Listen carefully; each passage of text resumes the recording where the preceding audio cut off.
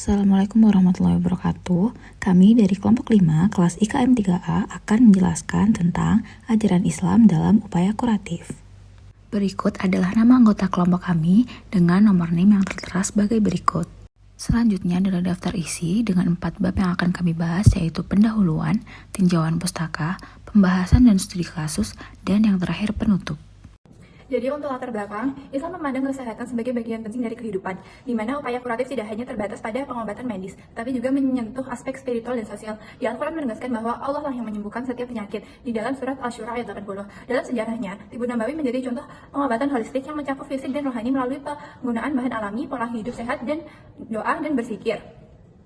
Perkembangan ilmu kedokteran Islam yang dibawa oleh tokoh seperti Ibnu Sina juga dengan karya Al-Qanun fi Al-Tib menunjukkan bahwa Islam mendukung integrasi antara ilmu pengobatan dan nilai-nilai keislaman dalam upaya kuratif. Berikut adalah beberapa rumusan masalahnya. Yang pertama, bagaimana pandangan ajaran Islam mengenai upaya kuratif dalam menjaga kesehatan manusia. Yang kedua, bagaimana integrasi antara pengobatan medis modern dengan pengobatan kuratif berbasis ajaran Islam. Yang ketiga, apa peran Al-Quran dan hadis sebagai landasan dalam penerapan upaya kuratif menurut perspektif Islam. Yang keempat, bagaimana ajaran Islam memandang keterkaitan antara penyembuhan fisik, mental, dan spiritual dalam proses kuratif. Adapun tujuannya, yang pertama menjelaskan pandangan ajaran Islam mengenai upaya kuratif dalam menjaga kesehatan manusia. Yang kedua, menganalisis integrasi antara pengobatan medis modern dengan pengobatan kuratif berbasis ajaran Islam. Yang ketiga, mengidentifikasi peran Al-Quran dan hadis sebagai landasan utama dalam penerapan upaya kuratif. Yang keempat, menggali pemahaman Islam mengenai keterkaitan antara penyembuhan fisik, mental, dan spiritual dalam proses kuratif. Selanjutnya manfaat. Manfaat yang pertama adalah membawa wawasan mengenai ajaran Islam dalam upaya kuratif. Yang kedua, memberikan pemahaman tentang integrasi pengobatan medis dengan pendekatan spiritual. Yang ketiga, menjadi referensi bagi manusia dan masyarakat dalam menerapkan nilai Islam di bidang kesehatan. Dan yang terakhir, menolong penelitian lebih lanjut mengenai konsep kuratif dalam perspektif Islam. Pembahasan selanjutnya yaitu tinjauan pustaka yang akan membahas tentang konsep kesehatan dalam perspektif Islam. Jadi dalam perspektif Islam, kesehatan itu menjadi aspek yang sangat penting bagi kehidupan manusia. Karena kesehatan itu terbagi menjadi dua, yaitu kesehatan jasmani dan kesehatan rohani. Kesehatan rohani itu sendiri terbagi lagi menjadi dua, yaitu berupa kesehatan mental dan kesehatan spiritual. Nah dalam perspektif Islam, kesehatan itu sangat erat kaitannya dengan kebersihan. Ajaran Islam itu menekankan betapa pentingnya kebersihan diri dan kebersihan lingkungan.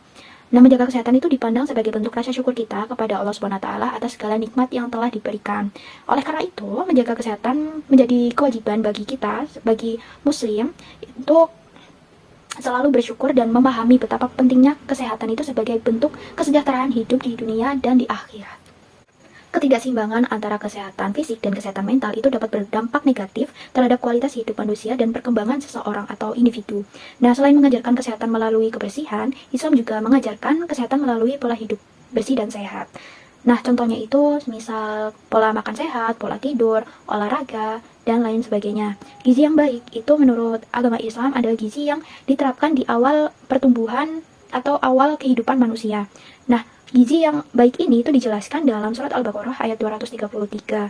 Di surat ini tuh menekankan betapa pentingnya pemberian gizi yang baik sejak awal kehidupan untuk mendukung kesehatan fisik yang optimal. Sebagaimana yang telah dijelaskan bahwa konsep kesehatan dalam perspektif Islam itu tidak hanya sebatas fisik dan mental saja, tetapi konsep kesehatan dalam Islam itu meliputi kewajiban dan meletakkan kesehatan itu sebagai amanah dan tanggung jawab yang Allah SWT berikan kepada manusia.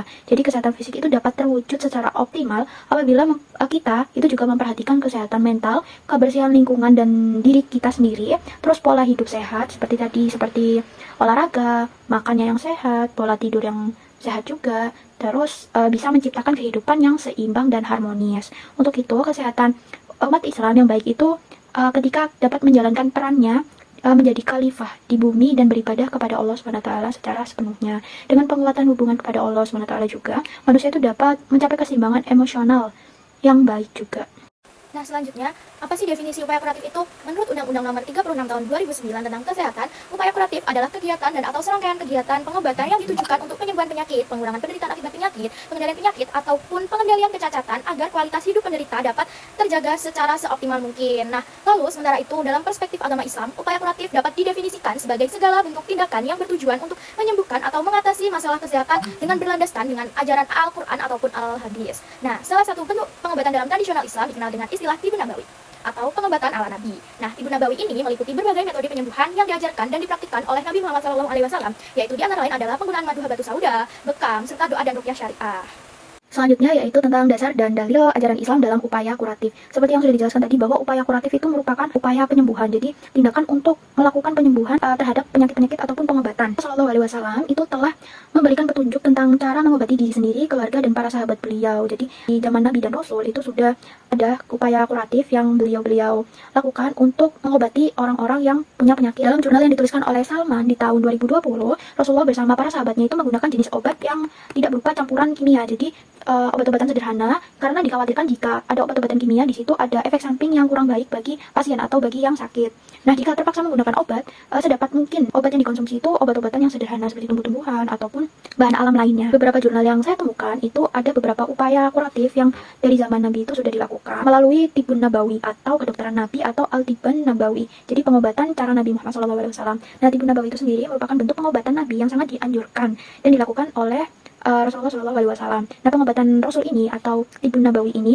itu merupakan jenis pengobatan yang sangat mudah untuk didapatkan dan tidak menggunakan ataupun tidak mengutamakan obat-obat kimia. Jadi benar-benar mengutamakan obat-obatan sederhana yang dapat ditemukan di alam juga untuk mengurangi efek samping bagi pasien atau bagi yang sakit. Tibun Nabawi ini itu menjadi sarana untuk mewujudkan maqasid syariah. Jadi apa sih maqasid syariah? Maqasid syariah itu merupakan berbagai tujuan yang ingin dicapai oleh syariat Islam untuk mewujudkan kemaslahatan atau kebaikan atau kemanfaatan bagi umat manusia di dunia maupun di akhirat. Jadi maqasid syariah itu terdiri dari dua kata. Yang pertama itu maqasid itu sendiri yang berarti tujuan atau maksud. Yang kedua juga ada syariah yang merujuk pada hukum-hukum Allah. Di sisi maqasid syariah itu Tibun Nabawi menempatkan posisi sebagai kebutuhan pokok dengan alasan bahwa tanpa Tibun Nabawi dalam kehidupan itu bisa menyebabkan kesulitan dan persoalan berat baik secara umum maupun secara khusus. Dalam sistem pengobatan ini itu pasien biasanya menghubungi secara langsung praktisi Tibun Nabawi. Akan tetapi di beberapa kasus itu pasien terkadang mencoba untuk melakukan praktik pengobatan ini secara mandiri atau secara sendiri dengan membaca buku-buku yang beredar di pasaran. Nah, akan tetapi buku yang beredar di pasaran itu tidak terstruktur secara baik. Jadi keluhan yang dicantumkan adalah penyakitnya bukan gejalanya, sedangkan pasien kan merasakan gejalanya bukan langsung penyakitnya.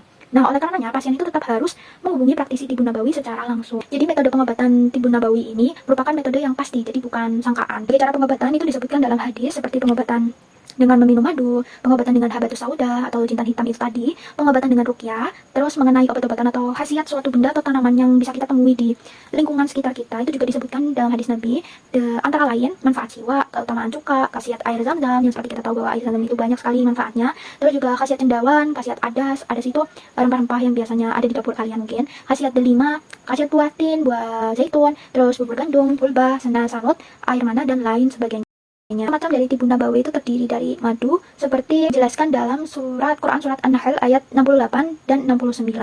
Jadi di ayat 68 itu dijelaskan bahwa Tuhanmu mengilhamkan kepada lebah, buatlah sarang-sarang di pegunungan, pepohonan dan bangunan yang dibuat oleh manusia. Di ayat ke-69 dijelaskan juga bahwa kemudian makanlah wahai lebah dari segala macam buah-buahan, lalu tempuhlah jalan-jalan Tuhanmu yang telah dimudahkan bagimu. Dari perutnya itu keluarlah minuman atau mandu yang beraneka warnanya, di dalamnya terdapat obat bagi manusia. Sesungguhnya pada yang demikian itu benar-benar terdapat tanda kebesaran Allah bagi kaum yang berpikir. Jadi madu adalah sumber obat atau terdapat obat bagi manusia. Saya akan menjelaskan peran iman dan doa dalam upaya kuratif. Islam sendiri hadir membawa kemaslahatan bagi manusia di segala aspek, termasuk di aspek kesehatan. Sebagai agama yang bermakna keselamatan dan kedamaian, Islam mengajarkan umatnya untuk selalu memelihara dan memulihkan kesehatan tidak hanya dari sisi fisik, tapi juga menyentuh aspek rohani. Salah satu bentuknya adalah melalui peran iman dan doa sebagai upaya kuratif.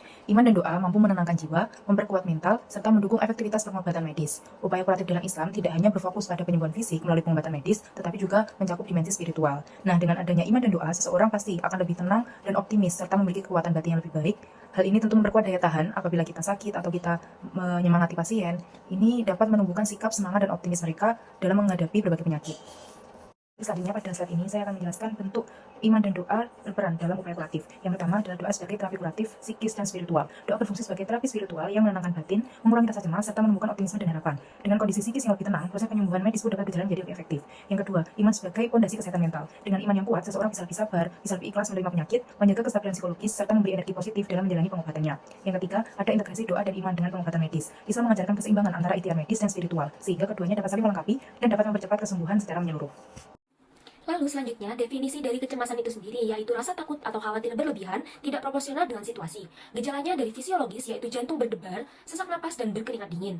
Lalu untuk kognitifnya yaitu pikiran negatif dan kekhawatiran berlebihan. Untuk gejala afektifnya ada gelisah, mudah tersinggung, dan tidak tenang. Lalu dari perilaku tersendiri, itu biasanya mereka menghindar atau menarik diri dari interaksi sosial. Untuk dampaknya sendiri yaitu mengganggu aktivitas sehari-hari seperti prestasi akademik dan relasi sosial. Lalu selanjutnya ada kuratif dalam perspektif modern dan Islam. Untuk dari perspektif modern sendiri, yaitu intervensi langsung terhadap gejala atau penyebab untuk pemulihan. Dalam Islam tidak hanya fisik, tetapi juga pemulihan jiwa, seperti doa, zikir, tawakal, dan sabar. Bahkan itu tertera dalam hadis, yang mengatakan bahwa Allah tidak menurunkan penyakit kecuali menurunkan pula obatnya. Lalu, pandangan Islam sendiri terhadap kuratif, yaitu kesehatan mental itu sama dengan keseimbangan jiwa, tenang, sabar, dan juga tawakal. Kecemasan itu wajar, tetapi ketika berlebihan, itu dapat mengganggu fisik, mental, dan sosial dari seseorang. Islam menekankan bahwa ikhtiar medis ditambah dengan ikhtiar spiritual itu dapat saling melengkapi. Berikut ini adalah 6 prinsip Islam dalam mengatasi kecemasan. Yang pertama yaitu tauhid dan tawakal, yang menjadi fondasi dasar dalam menghadapi kecemasan. Seorang muslim meyakini bahwa Allah adalah Asy-Syafi, Maha Penyembuh, sehingga rasa cemas tidak menjurus pada keputusasaan. Hal ini ditegaskan dalam firman Allah yang berbunyi, "Dan apabila aku sakit, dialah yang menyembuhkanku." Quran Surat Asy-Syu'ara ayat 80.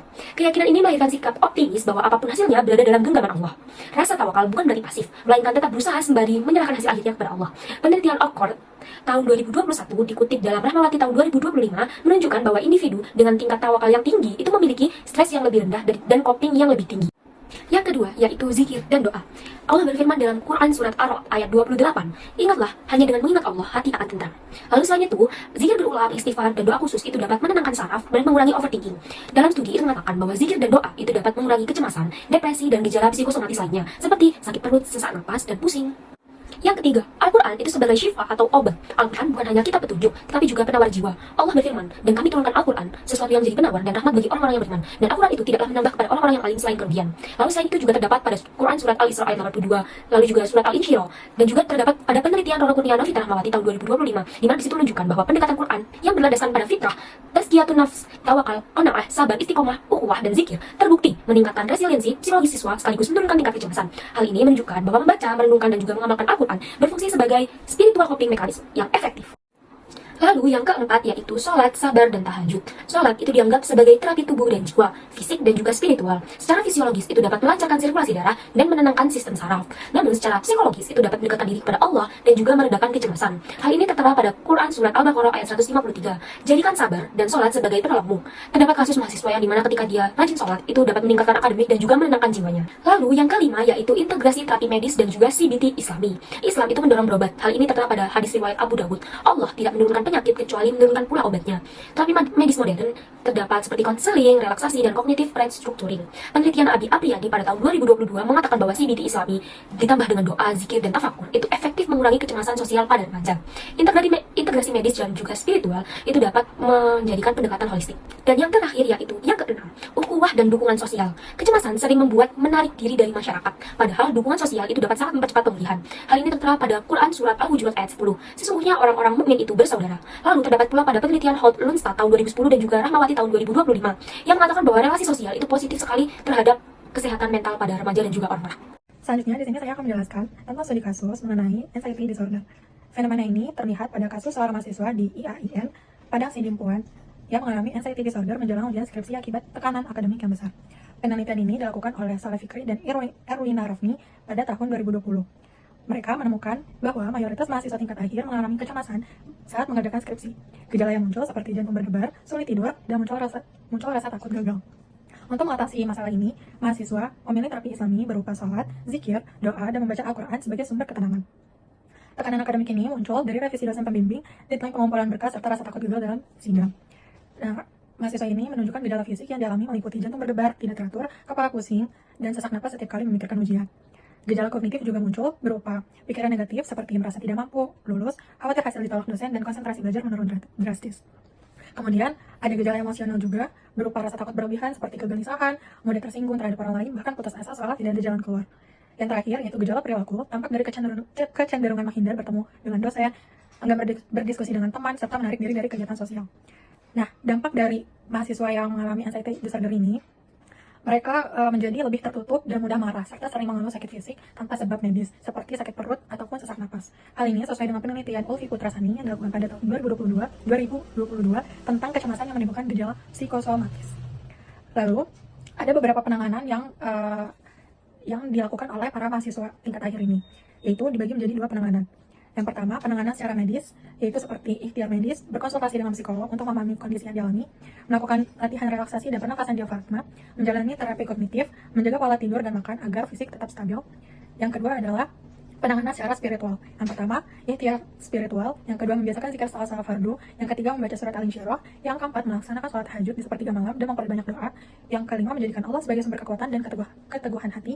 Yang keenam, ikhtiar sosial. Yang ketujuh, lebih terbuka menceritakan masalah kepada keluarga ataupun sahabat dekat. Yang kedelapan, mendapatkan dukungan emosional. Dan yang terakhir, penanganan ini sejalan dengan penelitian Rahmawati yang dilakukan pada tahun 2025 bahwa prinsip ukhuwah Islamiyah mampu menjadi penopang dalam menghadapi tekanan psikologis. Setelah mahasiswa tingkat akhir ini melakukan penanganan tersebut, menghasilkan setelah mereka menjalani ikhtiar medis dan spiritual secara konsisten, kondisi mahasiswa berangsur dengan baik. Mereka dapat tidur lebih nyenyak, jantung berdebar dan rasa takut berkurang, pikiran negatif yang dulu mendominasi tergantikan oleh optimisme dan keyakinan diri. Dan mereka merasa lebih tenang karena menyadari bahwa hasil akhir sudah ditentukan oleh Allah SWT. Sementara tugasnya hanya berusaha sebaik mungkin. Kesimpulan yang dapat diambil dari studi kasus tersebut adalah integrasi medis dan spiritualisme terbukti efektif mengatasi kecemasan mahasiswa pada tingkat akhir yang menjalani skripsi. Yang kedua, pendekatan medis membantu meredakan gejala fisiologis dan kognitif seperti jantung berdebar, sulit tidur, serta pikiran negatif. Yang ketiga, pendekatan spiritual, Islam juga memberikan ketenangan batin, makna hidup, dan harapan positif sehingga mempercepat pemulihan para mahasiswa. Dan yang terakhir adalah dukungan sosial dari keluarga dan sahabat. Itu juga sangat berperan penting karena dapat mengurangi rasa isolasi dan menumbuhkan kekuatan mental dalam menghadapi tekanan akademik. Hubungan antara sakit, obat, dan pengobatan dalam Islam. Sakit dalam dunia medis berarti keadaan tubuh tidak sehat atau terkena gangguan sehingga tubuh merasa tidak sejahtera. Sedangkan dalam pandangan Islam, penyakit dibagi menjadi 2, yaitu penyakit batin yang menyerang hati atau batiniah seperti iri dan dengki atau penyakit lainnya, dan penyakit jasmani yang menyerang fisik seperti flu, demam, dan lain sebagainya. Sakit juga dipandang sebagai teguran, musibah, dan juga karunia Allah. Maka dalam Islam sakit dipandang sebagai hikmah. Dalam urusan sakit, Allah tidak menyarankan hambanya untuk berpasrah diri atau berdiam diri pada saat mengalami sakit. Namun sebaliknya, Allah memerintahkan dan mewajibkan hambanya untuk berikhtiar mencari kesembuhan dalam bentuk obat ataupun terapi medis lainnya. Prinsip pengobatan dalam Islam. Pengobatan dalam Islam tidak hanya dipandang sebagai upaya medis semata, melainkan juga sebagai bentuk ibadah dan ketaatan kita kepada Allah. Prinsip-prinsip pengobatan Islam berdasarkan pada nilai keagamaan, etika, dan juga kesehatan, sehingga mencapai aspek lahir maupun batin. Nah, dalam pembahasan ini, prinsip utama dalam pengobatan Islam, kita mengambil 9 prinsip. Yang pertama ada kewajiban memelihara kesehatan. Islam menekankan pentingnya menjaga kesehatan sebelum sakit. Menjaga kesehatan termasuk dalam maqasid syariah atau tujuan syariat, yaitu menjaga jiwa. Maka upaya menjaga pola makan, olahraga, istirahat, dan juga kebersihan merupakan bagian dari ibadah. Yang kedua adalah wajib berobat. Ketika sakit, Islam mewajibkan umatnya untuk berikhtiar mencari kesembuhan. Rasulullah SAW juga bersabda, berobatlah kalian, karena sesungguhnya Allah tidak menurunkan penyakit kecuali Dia menurunkan pula obatnya. Hadis riwayat Abu Daud. Nah, hal ini menunjukkan bahwa berobat adalah bentuk ikhtiar, bukan berarti pasrah tanpa usaha. Yang ketiga adalah Allah adalah penguasa penyembuh. Meskipun manusia berusaha dengan obat, dokter, ataupun terapi medis lainnya, pada hakikatnya Allah lah yang memberikan kesembuhan bagi kita semua. Sebagaimana doa Nabi Ibrahim, dan apabila aku sakit, dialah Allah yang menyembuhkan aku. Quran Surat Asy-Syu'ara ayat 80. Hal ini mengajarkan bahwa obat hanyalah perantara, sedangkan kesembuhan murni berasal dari Allah. Selanjutnya yang keempat, pengobatan berdasarkan keahlian. Islam menekankan bahwa pengobatan harus dilakukan oleh orang yang memiliki ilmu dan ahli dalam bidangnya. Prinsip ini menekankan pentingnya profesionalisme medis serta mencegah praktik pengobatan sembarangan atau yang biasa disebut malpraktik. Yang kelima, pengobatan tidak boleh menimbulkan resiko. Kaidah fikih menyebutkan la daruh wa ala dirot, atau tidak boleh menimbulkan bahaya dan membahayakan orang lain. Oleh karena itu, pengobatan tidak boleh lebih berisiko daripada penyakit itu sendiri. Hal ini juga sesuai dengan praktik medis modern dengan prinsip non-malfeasance, tidak membahayakan pasien. Yang selanjutnya yang keenam, pengobatan tidak boleh mengandung unsur syirik. Islam melarang keras segala bentuk pengobatan yang melibatkan kesyirikan, seperti meminta kesembuhan pada jin, roh, atau praktik perdukunan. Allah berfirman, sesungguhnya Allah tidak akan mengampuni dosa syirik dan Dia mengampuni dosa selain syirik bagi siapa yang dikehendakinya. Quran Surat An-Nisa ayat 48. Maka segala pengobatan harus tetap sesuai dengan kaidah tauhid. Yang selanjutnya, yang nomor 7, pengobatan preventif dan menggunakan obat halal. Islam mendorong umatnya untuk melakukan pencegahan sebelum hal tersebut terjadi atau sebelum sakit. Misalnya menjaga kebersihan, mengonsumsi makanan yang halal dan thayyiban, serta menghindari hal yang membahayakan tubuh. Selain itu, obatnya digunakan juga harus halal, tidak mengandung zat yang najis atau yang dilarang syariat kecuali dalam kondisi darurat. Yang ke-8, penggunaan Al-Quran sebagai obat. Al-Quran disebut sebagai syifa atau penyembuh bukan hanya untuk penyakit batin tetapi juga untuk penyakit jasmani. Yang ke-9, pengobatan dengan berpuasa. Puasa memiliki manfaat besar untuk kesehatan fisik dan spiritual. Rasulullah SAW bersabda, berpuasalah kamu, niscaya kamu akan sehat. Hadis riwayat Tabrani. Secara medis, puasa membantu detoksifikasi tubuh, memperbaiki metabolisme, dan menjaga keseimbangan hormon. Dan secara spiritual, puasa juga menjadi sarana untuk mendekatkan diri kepada Allah dan membersihkan hati dan penyakit batin lainnya. Jadi kesimpulannya adalah Islam memandang kesehatan sebagai amanah dari Allah Subhanahu wa taala yang harus dijaga jasmani dan rohani. Upaya kuratif ini bukan hanya medis tetapi juga melibatkan doa, zikir, dan tawakal sebab kesembuhan sejatinya berasal dari Allah sementara pengobatan adalah ikhtiar manusia. Konsep Tibun Nabawi memberi dasar pengobatan holistik dengan menyeimbangkan usaha fisik dan kekuatan iman sehingga penyembuhan menumbuhkan ketenangan jiwa serta optimisme sejalan dengan tujuan syariat. Studi kasus yang disampaikan menunjukkan bahwa integrasi pengobatan medis modern dengan nilai-nilai Islam mampu memberikan hasil kuratif lebih efektif, khususnya pada kesehatan mental, karena kesembuhan tercapai menyeluruh baik secara fisik maupun spiritual. Saran yang dapat diberikan adalah sebagai umat Islam kita perlu menjaga kesehatan secara seimbang, menggabungkan ikhtiar medis dengan doa, zikir, dan kedekatan kepada Allah Subhanahu wa taala. Upaya kuratif bukan hanya pengobatan fisik, tetapi juga bentuk ibadah yang menumbuhkan ketenangan jiwa. Selain itu, penting adanya kesadaran bersama baik tenaga kesehatan maupun masyarakat untuk mengintegrasikan nilai Islam ke dalam pengobatan. Dengan sinergi antara ilmu medis, modern, dan ajaran Islam, kesehatan yang paripurna dan bermakna dapat tercapai.